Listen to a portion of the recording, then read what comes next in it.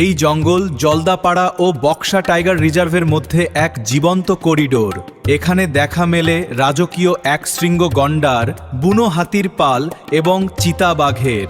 এছাড়াও কয়েকশো প্রজাতির রং বেরঙের পাখি আর বিরল প্রজাপতির মেলা বসে এখানে। তোরসা আর বুড়ো বাসরা নদীর জল এই অরণ্যকে করে তুলেছে আরও প্রাণবন্ত। চিলপাড়া গভীর জঙ্গলের মাঝে লুকিয়ে আছে নালরাজার গড়ের ভুলে যাওয়া ধ্বংসাবশেষ।